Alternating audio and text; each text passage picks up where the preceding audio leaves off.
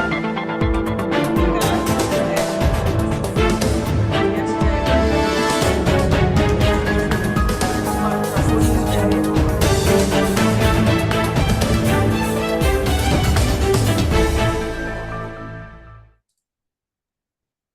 evening, everyone, and welcome to this evening's webinar. I'm Angela from Business Sense, and this evening with me is Brian and Alan from LEMS. Welcome, guys. Thanks, Ange. Good evening. Thanks, Angela, and good evening, everyone. Okay, so to pick up from our last webinar, we're going to be talking about trusts again, and this time the types of trusts and what to expect from them. So I think just to recap a little bit, for our audience, can we start off with what is a trust and what is the definition of a trust? No, thanks, Angela. It is quite confusing because a trust differs fundamentally from something like a company, which is a separate incorporated entity that is incorporated in terms of a Companies Act, and you get it registered at the Register of Companies. A trust by its nature is a contract, and it's a contract that is entered into by two persons, one normally called a founder or a donor, and they've got assets, and they contract with a trustee to look after those assets for the purposes or for the benefit of a third party, who we call beneficiaries. Now, there are definitions, but the definitions are found generally in different acts. So there is a definition in the Trust Property Control Act, and that basically just sets out what the requirements of a trust are. And basically says you need those three parties, and you'll need a trust document, which will be the contract, which is the trust deed. And the trust is also defined in the Income Tax Act, and it's much the same, where it says, look, it's where you've got assets that are administered for the benefit of a third party. That's a trust. So it's an odd instrument because it's a contractual instrument. And I think people, where a company has got rights and they've got obligations largely set out in the Companies Act, a trust by its nature often has its rights established in that trust deed. So when you're setting up a trust, the caution is always take the care to get advice as to what goes into the trustee, because if you get that wrong, you live and die by the trust deed. You'll have to change it to do anything. So it really is a contract. That's a trust. Okay. So just to be clear, so if a friend asks me to become a trustee of a trust that they want to register, so that sounds like a glamorous thing to do. But let's get into that a bit more, because I don't think people understand the responsibilities of a trustee. Am I correct? No, I think that's getting worse. So I think historically, if I look, there were hundreds of trusts formed. You periodically got asked to be a trustee, and I found most people would say yes. Well, what the hell? There's not much to do, and with the result, not much has been done. But if you look at the responsibility and the fiduciary responsibilities that you have, those are onerous. And these days, they're coupled with a compliance responsibility where you've got to do financial statements. You've got to maintain a bank account. You've got to do submit for, as by default, a trustee is a public officer. So they've got to put it in tax returns. If you don't comply, there are repercussions against you. So I think the problem is that there hasn't really been a huge amount of enforcement. So what's happened is that people have got trusts and they've done nothing for years, and they say, well, what the hell? But I think the problem is the day is coming when the enforcement's going to be imposed, and then we'll have to do something about it. So my quick answer, you said, what's the answer should be when somebody says, can you be a trustee? The answer is no. Don't do it. And the reason is, unless somebody's going to pay you to do it, and probably pay a lot more than they think they should be paying, it's not worth it. It's the risk and the level of effort that you have to do to actually be a trustee is more than what people perceive the value to be. So I wouldn't do it. if you are going to do it, make sure you're being compensated to do it because it is onerous. Okay.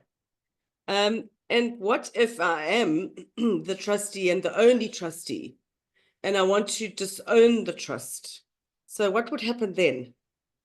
Would I be You're in held trouble. liable? Okay. Well, you're in trouble already, because because generally what happens is, and you can land up being the only trustee, because what happens is that you start off, and this happens, you don't do too much. You got a property, and I know I'm getting older, but what happens? People get older quickly, and suddenly you hit 80, and you're still a trustee, and your two other trustees are no longer here. So you're now the remaining trustee. Basically, the trust deed will stipulate what you need to do, but you have to elect more trustees. And there's a process, and everything's process driven to actually either get rid of the trust or to administer it properly. What tends to happen, just is if a trust has been well managed, so you basically are one trustee, at some stage the master will step in, and enforce the election of additional trustees, and effectively make and restore the compliance of that trust. So you can't run it delinquently for too long. The master really is who's the regulator of the trust will or should step in at some stage. Okay. And another question is, what to do if we have a trust in South Africa and we are immigrating? Is there an advantage to keeping the assets in the trust in South Africa? Because I know that different countries see trusts differently, right? So should we be distributing to an offshore trust? Should we be keeping the trust going in South Africa? Yeah, the answer is all those answers could be right, but generally what happens, what you got to bear in mind is if you've got a trust and all the beneficiaries suddenly become non-resident, the chances are is the trust in South Africa will be a highly ineffective mechanism to keep assets, because what happens is when you've got non-resident beneficiaries, from an income tax point of view, it gets fully taxed in the trust. For whatever income is earned, you can't distribute it to beneficiaries because they're you can distribute them, but it'll be taxed in the trust here. So if you've got rental income that's going into the trust, it's going to be taxed at 45%. And then there's a potential on distribution that will be taxed in the other country at whatever the rate is of that individual. So it becomes extremely onerous to keep a trust when you're when you got beneficiaries become non-resident. Now, you mentioned a point there that is actually highly topical at the moment. It was probably over a year ago now, but what happened is that there was a relaxation that was published by SARS on their website, where they published that they would allow vesting of capital or of amounts by a South African trust into a non-resident trust beneficiary. So if you've got a foreign trust that's a beneficiary of the South African trust, you can distribute money straight to that foreign trust. Now, that, if you are looking at going overseas, that's probably the way to do it, is collapse the trust in South Africa by transferring all the assets over into the non-resident trust offshore, or at least the capital in the trust. So because there's normally a whole lot of accumulated capital that you can do via that mechanism. But my recommendation would be look to move your assets either into your own name or to move it into an offshore trust. That would be probably the right answer 99% of the time. Okay. So is that a recent change that's happened It was to the administration? What happened is it actually it was, what's the year now? 2025, 24. I think it was the 23rd of August, 2023. The only thing is it took me, I don't know about other accountants and other lawyers, but it took me a while to actually believe it. So I was I waited for other people to do it before I believed that it actually could work. And when you do see that it actually works, you say, well, it actually, this is true. So, it's been around for a while, but really it's only in the last year that we've seen an uptake of people actually utilizing it to move money offshore. So it's an interesting development, because in the past, the general rule of thumb was that a South African trust could not move money offshore, and that got changed, and I think that's Okay. it's good news. I think every now and then we fail to believe that sometimes things get better, and Yes. and when it does get They better, risk we seize spend those 3 months opportunities. trying to see that. Yeah, but it takes us 3 months to actually believe it before we actually say, look, this is actually Right. right. Okay. So while we're on the subject of foreign trusts, how does the tax differ in a foreign? So that's country dependent, I would imagine. Yeah, but it's interesting, because in our practice we do come across people who immigrate um, uh, fairly often, and what tends to happen is that they don't get the tax advice on the other end sufficient tax advice on the other end. So they will come to us and say, what's the tax implications of leaving, and we'll tell them, but the problems often are in the foreign country. So if you go, for instance, into a lot of European countries like Spain, I've just dealt with a person who moved to Spain. They don't recognize trusts at all. So you look at your South African trust, and they'll say, well, you're 1/3 beneficiary with your 2 brothers. We're going to tax 1/3 of whatever goes into that trust. So that becomes really problematic, because you look at it, they look totally through the trust, and you get 2 different tax treatments between South Africa and the country of resident, and that gets tricky to try and actually sort out. Countries like United Kingdom, Australia, they all have problematic tax legislation with regard to trusts. So if you're moving to any of the well-known countries, definitely you need to get advice on what to do about your South African trusts, because they can become really problematic. Okay. So just while we're talking about transferring, I've got a question here from the audience that says, what are the benefits and risks of transferring assets into a trust? Okay, there's if you look at the benefits, there's a protection of the assets. So for instance, if you were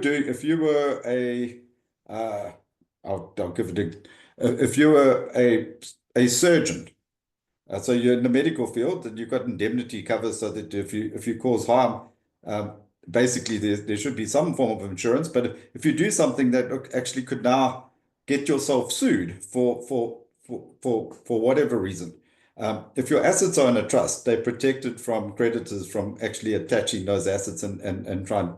So the primary reason is asset protection. There is advantages from a point of view of estate planning. So I think if you're going to stay in South Africa, then a trust is if you're looking at accumulating a lot of wealth, a trust is a very effective estate planning tool that is utilized.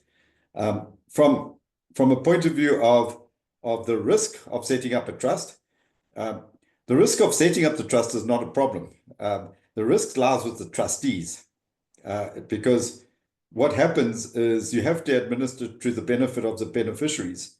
And if things go awry, the beneficiaries complain.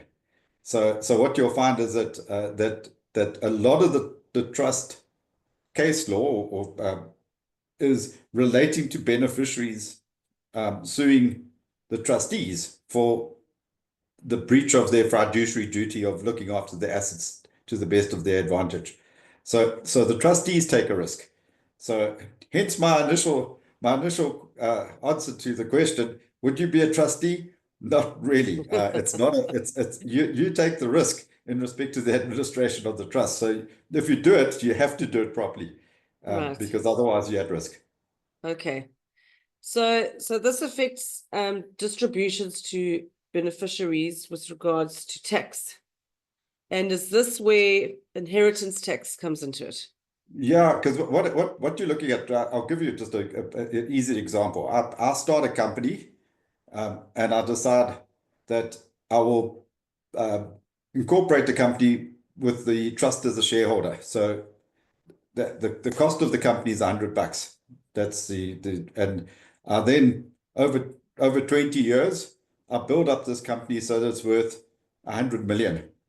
If I die, there's nothing to go into my estate. Because it's owned by the trust. The trust owns the asset. I don't own it. If there's a dividend that gets declared, the dividend goes to the trust and normally will be distributed to a beneficiary according to what their needs are. So it basically takes that asset out of my trust. So any asset that's a growth asset, the earlier you can put it into a trust, the more benefit that you'll have as and when you die, because basically the growth will all be trapped within the trust and not in your own name. So that's a primary. If you look, that's a primary tax benefit. Is there's a substantial amount of estate duty that you can save if you put assets into your trust early enough. The problem often is that a person of 80 comes to you and says, "I've got a company that's worth R1 billion and I want to put it into a trust." Now you're not going to have a huge amount of growth. Regardless how long you want to last, it's not going to grow as much as if you put it in when you're 20.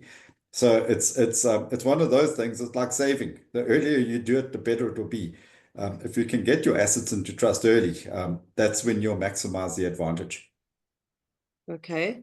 And let's just get back to the beneficiaries quickly. How are they taxed on distribution of the assets? For example,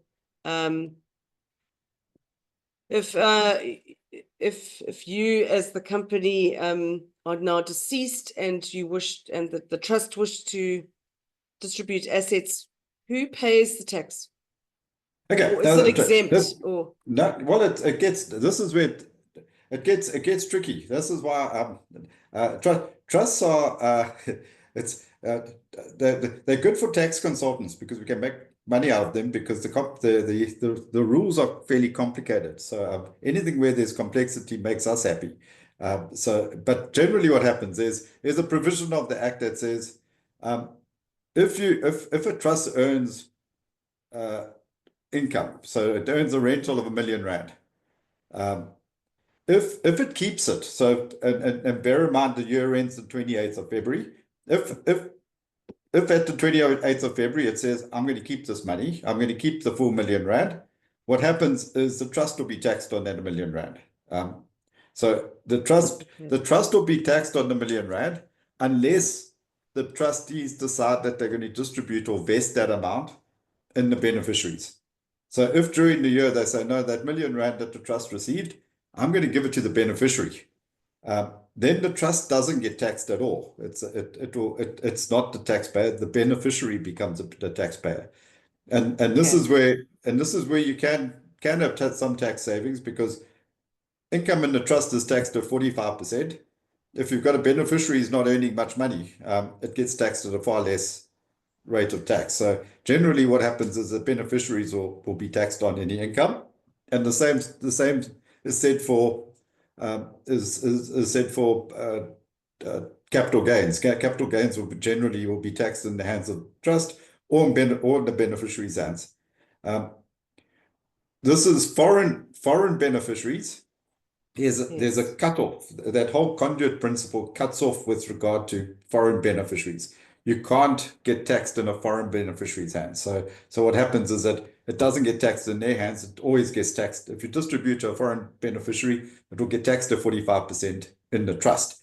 That's where the problem with foreign beneficiaries is that they don't get taxed, but they might be taxed themselves in their country of residence because their law might say that when you receive an amount from a trust, it gets taxed in your hands.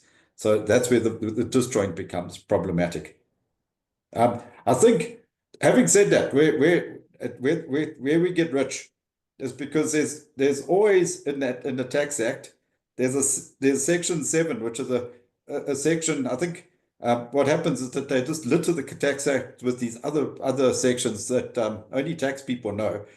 So you'll get Section 7. And the whole of the provisions in respect to trusts are subject to Section 7. And those are deeming provisions that deem an amount, an accrual of an amount to be the donor's in certain circumstances. So if you look, the simple answer is the trust can get taxed, the beneficiary can get taxed, and in certain circumstances, the donor can be taxed. So for instance, give you, if I'm the donor and I'm put R1 million into the trust and it makes 100,000, and I distribute it to my wife from the trust, it goes through to my wife. My wife would get taxed according to the normal rules, but If in she's this the case, beneficiary. she's the beneficiary. But what Right. happens is there's a deeming provision under Section 7 that says, that can't be happening because we suspect that you're only doing it because she's at a lower tax rate. Therefore, we'll deem it back to you. So then in that case, the donor gets taxed. Okay. So there's no real winning here for No, us. Okay. Trust. I think one of the things we try to get through to people is if you have a trust, they are fairly complex pieces of, they're not easy to administer. And to get it right, if you must have a good reason for having a trust, just don't have one on the side, rather get rid of it because it's going to cause you more harm than it's actually than any good.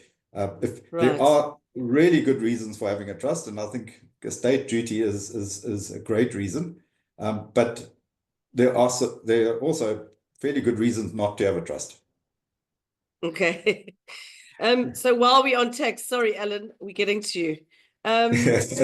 One more tax question for now, and then the questions are pouring in. So let's just talk about a charitable a trust. How does the tax differ for them? Well, the good thing is, if you look, the law of trust is the same. So if you look at a charitable trust, all it means is from a point of view of the trust deed looks much the same as any other trust deed, except you'll see that the beneficiaries will be either the general public or other charities. So basically, if you look at what they'll be doing is they'll be there for a purpose rather than to accumulate assets. They're there to actually accumulate assets for a purpose. So it's either feeding the sick, looking after people, making distributions to other charities. So they will have a purpose attached to it. Now, what happens is those trusts within the Income Tax Act, there are provisions that are specific in respect to public benefit organizations. So what happens is that they'll get an exemption from tax in terms of the provisions in the Act. So if it qualifies as a public benefit organization, then any income that accrues to that trust or any amount that accrues to the trust that is not from a business will be exempt from tax. Okay. Right. Alan, we're going to talk a little bit now about closing down a trust and procedures around that. And I know that's what you guys are specializing in now. So let's just go back a little bit to a trustee. So what is the minimum responsibility of a trustee if you want to stay in line with the law? Well, I think let Brian answer that one. It's more sort of because that does involve tax, yes. Brian, yeah, well, yeah. If you look, my thoughts, trust what, and I am a trustee in a couple of trusts, and it does worry me because it does. You do a checklist, you make sure that you do the stuff. But if you look, there's a couple of things that are embedded in the Trust Property Control Act. One is you have to have a meeting at least once a year in order to actually administer the affairs of the trust, including the resolution to distribute amounts to the beneficiaries. Those have to be resolved in terms of a meeting. You can't do it after the event. A lot of people, the year end comes 6 months later, they decide what they're going to distribute to the beneficiaries. That's a no-no. You really shouldn't do that. You're supposed to have the meeting before the year end so that you can actually do the distributions on time. So there's meetings that you have to have. You've got to maintain a up-to-date set of accounts. That's legislated. You've got to by default, a trustee will be the public officer. So you've got responsibilities to SARS. If you delinquent in those responsibilities, there are circumstances that they can come after you. So the responsibilities are onerous, I think, in respect to that. And the biggest responsibility is you've got to look after the affairs fairly of the beneficiaries. So you can't do nothing because their needs need to be determined, and you need to actually look at the purpose of the trust and make sure that you actually administer it in accordance to those needs. So I think that's it's a proper job, and I think that's where people have neglected in the past to actually treat it as such. I think it's almost been a housing, something that you house assets and then you forget about it, and in 10 years' time you try and sell that asset. That's we need to move away from that, Right. because I think the risk is just becoming too. At some stage, we're going to become liable to some form of fines if we don't administer properly. Okay. And I see there's a question here that is probably along the same lane. How can I structure the trust to minimize tax liability legally? It seems you can't. Well, it's the way that the trust is taxed is set out in the Tax Act. So it's Yeah. basically it's if you put assets in the trust, it'll be taxed in a specific way. If you take the money out the trust, it's going to be taxed in a way. So that's prescribed. So in the past, what people, if you look at it, you can distribute to people who have got low tax rates, but you've got to be really careful because of Section Yeah. 7. So Because they're watching that. They're watching well, for that. if, for instance, I've got 5 children, which I don't, luckily, because I'll be more impoverished than I have with 2. But if you got a number of kids, what people did is that they'll distribute the income to the children, because they've got their tax rates are virtually at 18 or lower percent, so they had low tax rates. But you've got to be careful of Section 7, because in certain circumstances it can deem that income to be the donor where it's been distributed to a minor child. So there are ways to save tax if you did do that type of distribution, but you've got to be careful that you don't fall foul of that Section 7. So it's doable, but you need to look at each case on a case-by-case basis, because some of them would be problematic. Right. And Section 7 seems to be open to Deadly. discretion of SARS. Yeah, what Section 7 says, just as it starts off all the Section 7, and it goes from 7.1 to 7.8. Okay. And it's what they all say. It starts off with where a person makes a donation, settlement, or other disposition. And so if I make a donation to a trust, and as a result of that donation, income accrues to the trust. Now there's the Section 7 to 8 are then what happens is, if in different circumstances, if those circumstances occur, then the income will be deemed to be back to the donor. So if I'm a donor and I give money to a trust, donate it to a trust, there's always a good chance that the money could come back, or it could be deemed back to me if I fall foul of any of those Section 7 provisions. So, and the provisions go from, if you give it to your spouse, if you give it to a minor child, if you keep the money in the trust, actually, there could be a problem as well. If it's subject to a contingent, any form of discretionary provision. Revocable trusts are problematic. Donations to offshore trusts are problematic. So there's a whole shopping list of problems in Section 7. Sure. Okay. It's quite boggles the mind. So let's just talk a little bit about financial advisors. So how or why would a financial advisor choose to close a trust besides it being dormant?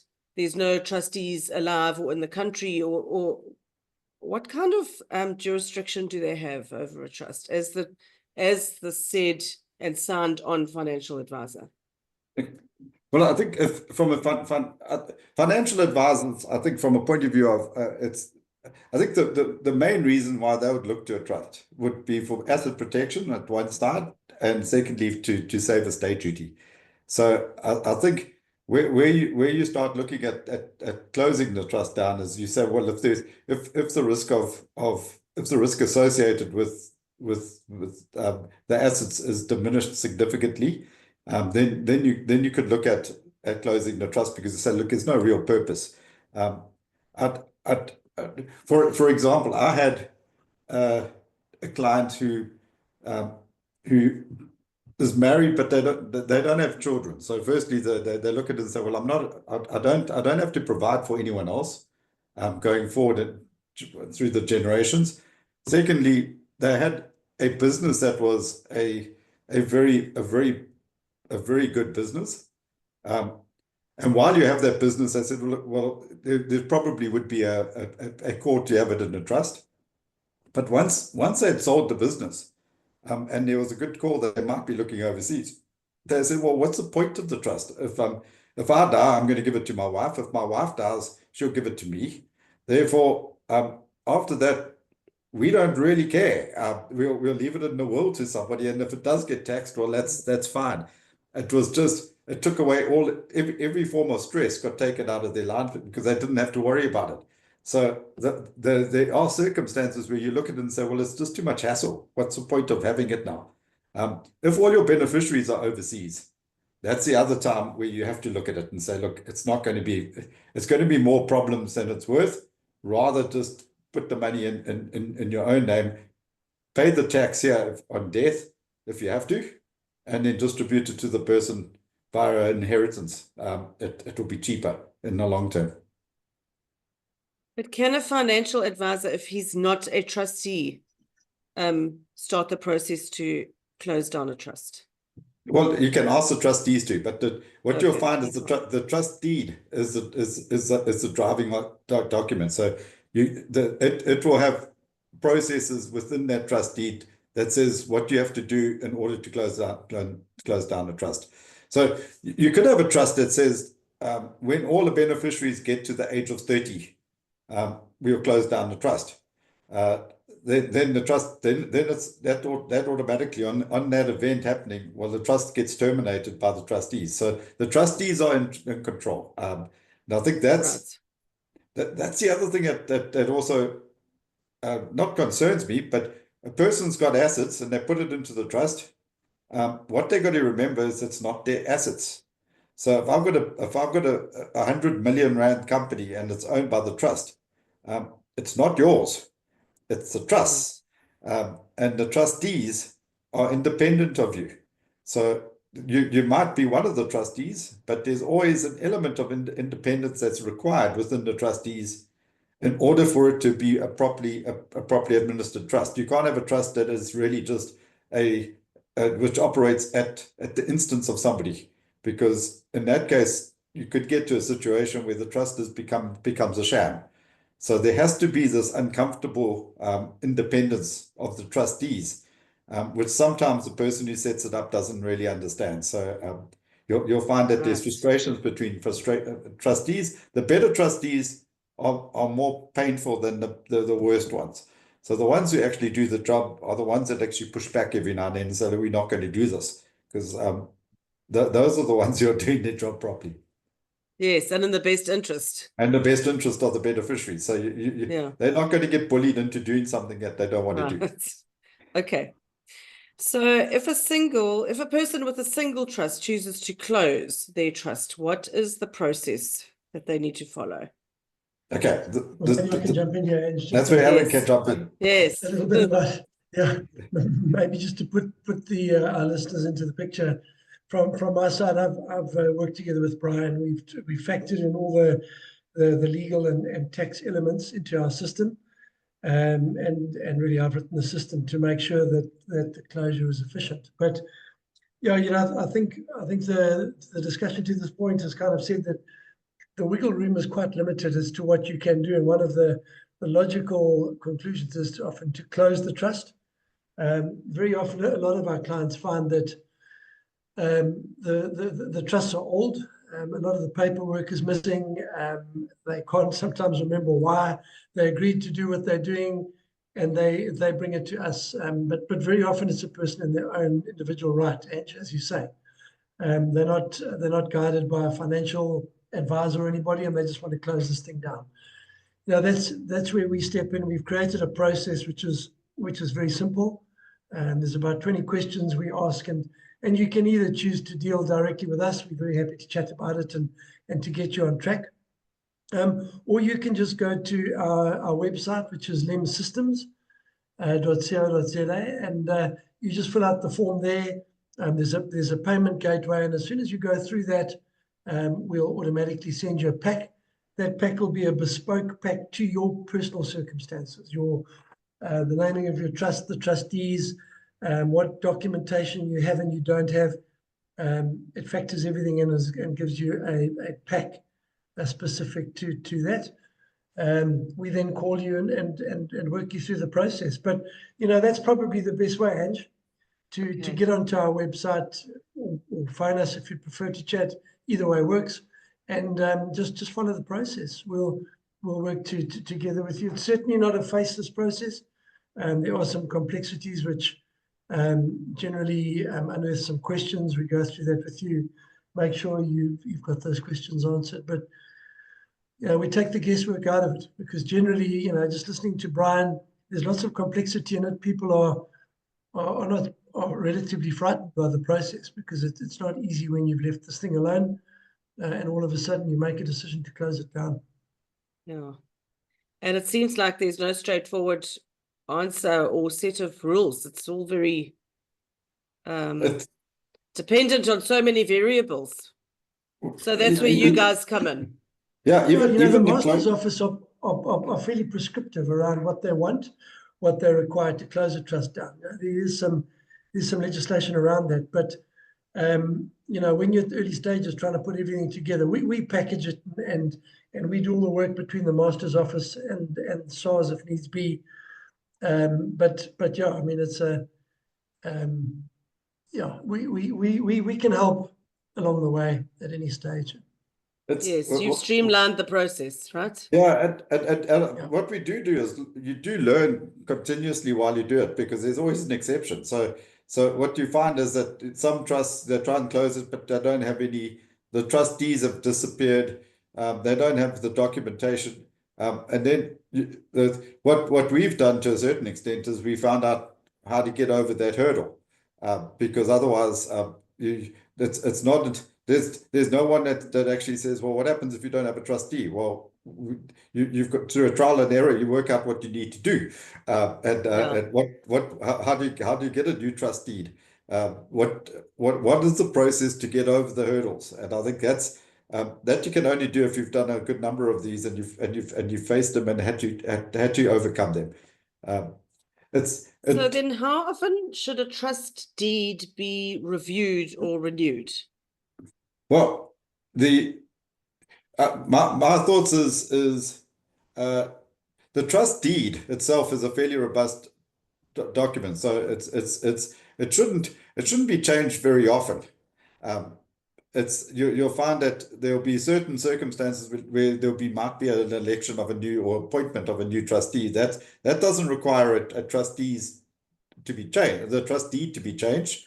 It just requires the appointment process to be adopted to actually get a new trustee. So, but what you'll find is on the older trusts, the ones, and these trusts can go back 30 years, you'll find that they've got, the times have changed. So you'll find sometimes that there'll be restrictions put in the trust which are quite honestly too onerous, they're problematic. So you have to get certain things changed to make it more functional. So I would say every trust, periodically the trustees and the beneficiaries should look at it to see that it's doing what it's supposed to be doing. What it was set out to do. Yeah, I remember there was a trust where it was set out with a limit as to what the wife would be getting from a beneficiary point of view. Now, when the person set up the trust, he never. It was a fair amount of money at that time, but he didn't take into account that 30 years later, it would be a really the money was a pittance. So you had to go to court to actually get that one changed, because it really didn't fulfill the requirement. It didn't have any inflationary process, and they decided to put set amounts in. Now that was stupid, but it needed to be changed because it really wasn't functioning in its form that it should be functioning. Okay. So here's an interesting question, guys. How are distributions handled if a beneficiary is a minor or incapacitated? Well, Yeah, normally there's a guardian to a minor. Okay, So there'll either be a curator if the person has been, which will be appointed by the court, or there'll be a guardian to the minor.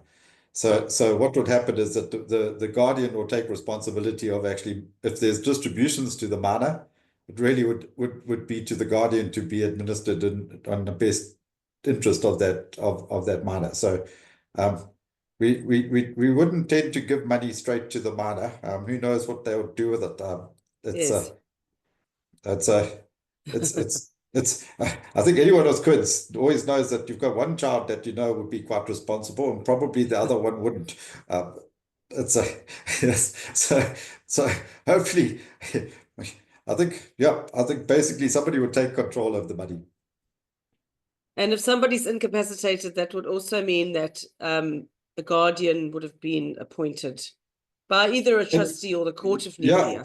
Although from an incapacitated point of view, that's probably one of the reasons why you'll have a trust. So what you'll Yes. find is that what you'd do is you'll pay expenses on behalf of the beneficiary, but the trustees will take the responsibility to look after him. So you wouldn't give them Right. money per se, other than if they say, look, we need to give the person pocket money to actually spend on what they like, but they would administer it so that they don't get into trouble. Okay. Okay, so here's a different kind of question. So what limitations are there once the trust is established? And I'm not sure what they mean by limitations. Wouldn't that go back to the trust deed? Well, you're 100% right. It's if you look, you live and die by. There's if you look at the legislation, which is the Control Act, it largely sets out responsibility or fiduciary responsibilities of the trustees. So if you look, it will, for instance, it says, look, you have to establish a trust, a bank account, but it largely says, look, trustees, this is what you have, this is how you need to act as a trustee. But it doesn't prescribe what the trust can and can't do.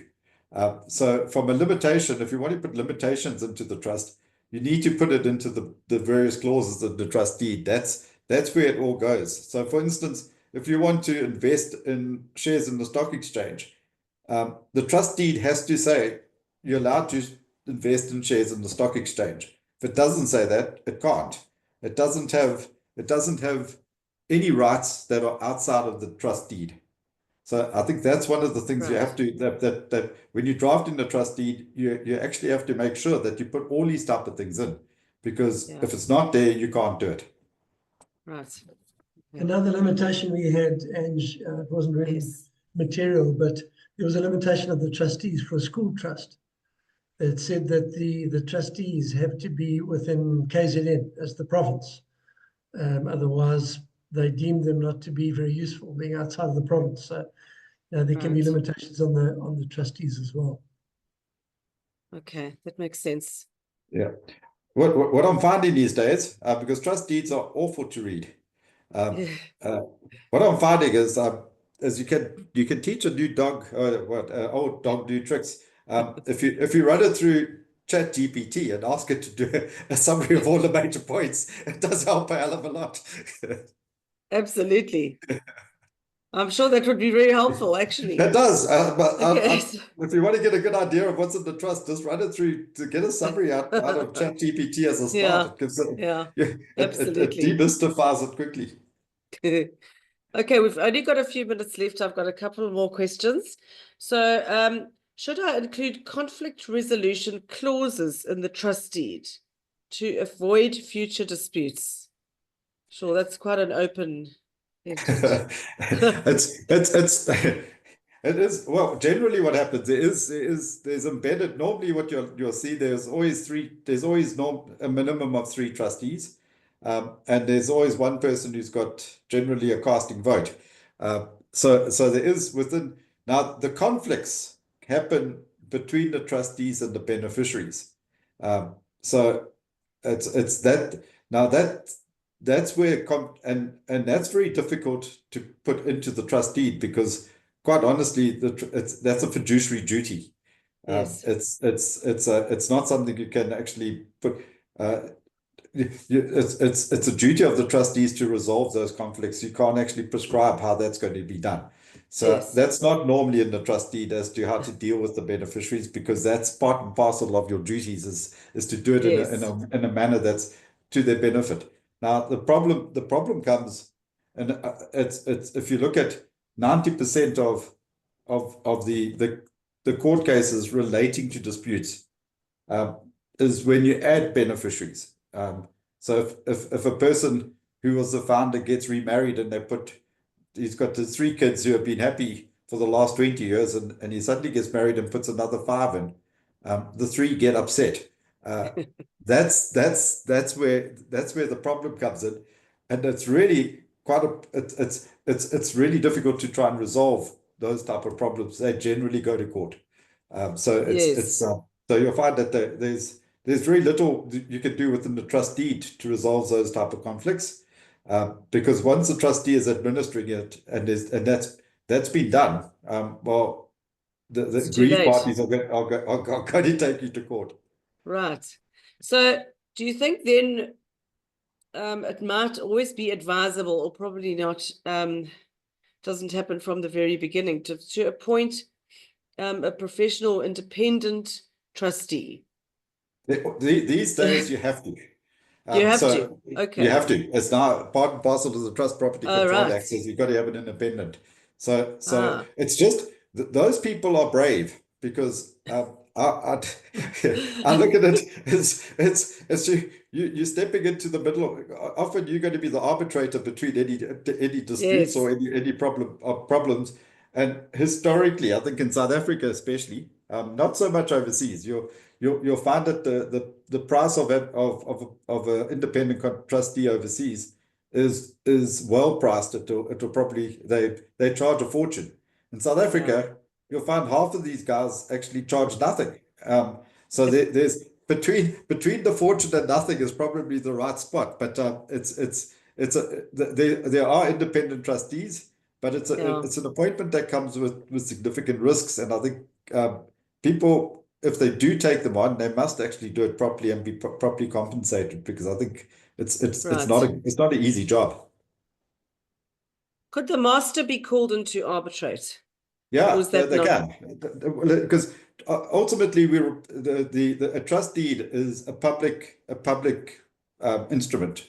It's under the control of the masters. So if and this happens, as the beneficiaries feel they've been aggrieved, their first port of call is to the master. And they'll complain about the trustees, and the master will then will approach the trustees and say, make a recommendation or as to what needs to be done in order to appease the problems of that, or the grievances of the beneficiary. So the master is ultimately in control of every trust. The problem is the master's office is, I would hate to know how many trusts are under their control. So they are a bit overworked. They are in the process of actually rejigging a lot of the trusts. So if you do complain, don't be surprised if they haven't got a copy of your trust deed, because they're in the process of rescanning all the trust deeds and making it electronic. And I think half of them are not findable at this stage. So it's a bit of a flux period. But ultimately, with a functioning master's office, it should all work properly. Yes. And hopefully we get there sooner. We'll get there. Yeah, good. With the help of you guys. Well, so one question around non-compliance. So what are the penalties for non-compliance with regards to trust or tax regulations? So surely if you are non-compliant with regards to tax, that can't go for longer than a year, because you'll miss your return entry and you'll be penalized immediately. There's a lot of penalties, and the good thing about there's the penalties vary. There's a whole section on penalties that no one really reads, because if they did, they would be a lot more worried. There's penalties if you look from a tax point of view. There's administrative penalties for putting in a tax return late, but there are criminal sanctions if you don't do things intentionally. So if it's those are the problematic ones. So if you intentionally mislead SARS, that Okay. you can be criminally sanctioned. So you'll be arrested and taken to court, or and either put in prison or fined. So that's there is That's pretty serious. yeah, Yeah, it's to be taken seriously. well, I'm just looking at the Tax Administration Act, which is just to the right of me, which I haven't looked at. But it's even things like if you fail to inform SARS of a change of address, it's a punishable offence. It goes down to fairly obnoxious things, but quite honest, it's all in there. So thou shalt not. If you do this, you need to actually tell us. If you don't, well, Yes. you actually are You're going to get falling into foul of the trouble. act. There is a potential to actually get into trouble. Okay. Interesting. Hey, sure. It's a So no. in closing, to just chat about what we've spoken about tonight. So when we talk about trusts, everybody goes to the family trust. That's the most common type of thing. So would you, in a nutshell, just tell me what other trusts there are? Besides, we've spoken about a charitable trust. Yeah, if you look from a trust point of view, the trust, I think we did say, look, the trust in nature is the same, but with whatever the trust is, it's always going to be this contractual relationship between a founder and trustees for the benefit of a beneficiary. Yes. What you'll find is that there's two major categories of trusts, which is one is a inter vivos trust, which is a trust that's formed during my lifetime. So I'm the founder. During my life, I set up a trust. And the second is a testamentary trust or a will trust that's set up in terms of the will on my death. So for instance, if my children are less than 18 years old, I might say, look, in my will, it will have a provision there that says if I should die before my children are 18 years old, I will the money that that's due to them will accrue to a trust for their benefit, and it will give the terms of the trust in the will. So it will actually set up the trust in terms of the trust deed will be regulated in terms of the will. So that's a testamentary trust. Then within all trusts can either be discretionary or a vesting trust. And a vesting trust stipulates in the trust deed what percentage or how much a person's going to get. So if I get 100 Rand, it says, well, Angela, you're going to get 50 Rand and Alan's going to get 50 Rand. Whatever's earned gets distributed, vests with the beneficiaries. So that's a vesting trust. The trustees don't have the discretion to determine who's going to get what. Whereas a discretionary trust, it says whatever gets earned is under the absolute control of the trustees. They decide who gets what, and that's broadly the different trusts that we faced with. Yeah, but they all to close down a trust, it's all the same procedure, regardless of what kind of trust it is. Well, I think, Angela, so when a trust comes in, there are certain requirements that kind of make it complex or fairly simple. Now, there are four main elements that you need to close your trust down, which are generally the challenge, one or more of them. The one is, has the trust been registered? Has it got a bank? Has it got its own bank account? So then we're going to need some bank statements, etc., to prove that bank account has been closed. The other one is it registered with SARS? Trust can either be registered or not with SARS. If it's registered with SARS, it adds another leg to the process of closing it down. And then the two elements of the trust, the one is the trust deed itself, which Brian referred to. That's obviously what outlines how the trust operates as an instrument. And then the last thing, which a lot of people don't understand, is almost like a little cover letter, but it's called the letters of authority. And that really it stipulates who the trustees are. And the Master's Office wants an original of that. And a lot of people have lost that original many years ago. Wow. Yeah. But I mean, we've got ways of working around all of these things. But in terms of the type of trust relative to complexity, those are the four main things that either provide a challenge or not to trustees wanting to close their trust down. Okay. And why would a trust ever not be registered with SARS? Because what people do is they start a trust. A trust should be registered to a trust, but they put 100 Rand into a bank account and then they do nothing. So Okay. there's no income that ever gets earned from the. There's no movement there. Okay.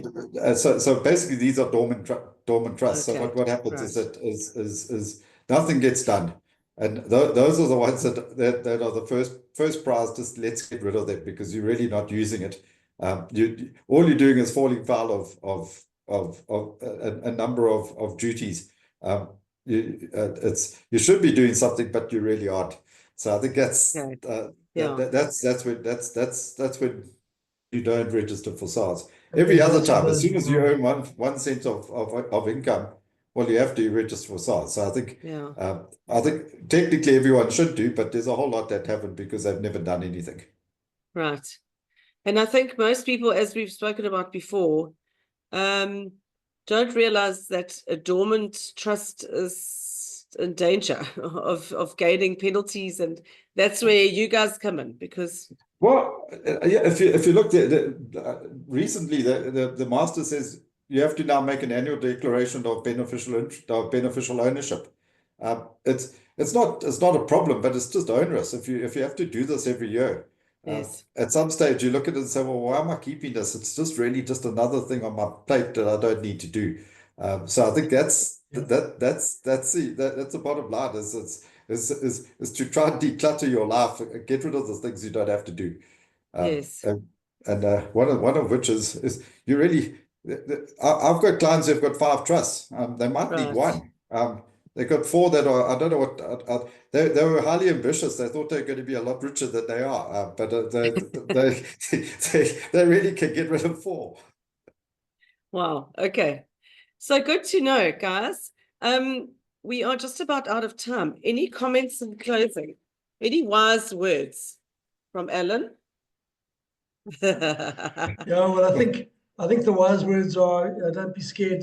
If your trust has been sitting dormant, as you say, Ange, it is a risk. Just because it's dormant doesn't mean that you're safe and you're outside of the law. If you're not sure what documents you've got and you've decided you want to close it down and not have to worry about it, get hold of us, chat it through. We'll put your mind at ease and we'll lead you through the process. We'll explain it in layman's terms and get the job done. Great. And you can also help with recovery of documents and things like that, certificates. There's ways around Because it. Yes, we can. most we can people are make a plan with probably anything. they're probably avoiding the process because they don't know where to start with it, right? So It's not a reason to avoid it. Yeah, exactly. Yeah, exactly. Putting it off as we do. Yeah. Anyway, thank you guys. Brian, any parting words? Well, I think my parting words is if you look at an overseas trust, what happens is generally there's a threshold as to how much you really should have before an overseas trust becomes a viable vehicle, because largely of the costs involved in administering the trust overseas. Now, the risks in overseas as opposed to South Africa are no different. In the long term, they're going to be the same type of risks. The trustees overseas are taking on no more risk than we are in South Africa. So my gut feel is over time, the cost of administering a trust in South Africa is going to go up. I think the trustees are going to stop actually doing it for virtually nothing, and they're going to start taking the fees according to the risks that they are taking in respect to the trust. And in that case, the decision to keep a trust becomes more and more. It becomes a proper decision because it's not costing you nothing to keep it. It's actually now starting to cost real money, and you look and say, well, if I don't have sufficient assets, is there any benefit to it? At the end of the day, the benefit might be less than the cost. Yes. In those cases, then it'll be a very real the purpose or the reasons for closing it down become real. So I think Yeah. at the moment it's easy to just keep it because nothing really happens. But I think we're not too far off where it's actually going to you're going to be sanctioned in some way, and you're going to have to actually administer it properly. And like everything, the longer we leave it, the more it ends up costing us. And I think we've covered a lot of ground, and I know that we sometimes talk about things that we spoke about before, but the memories need to be jogged. And it's very, very important information for everyone. So thank you very much for sharing with us. No, thanks, Hadj. And yeah, I think and we'll see you next time on our webinar. We're carrying on 100%. from here. Yeah. Excellent. Great stuff. Okay. All right. Thank you. Thanks, Cheers. everyone. Thanks to Bye. everybody. Cheers. That's a wrap. Audio. Okay, guys.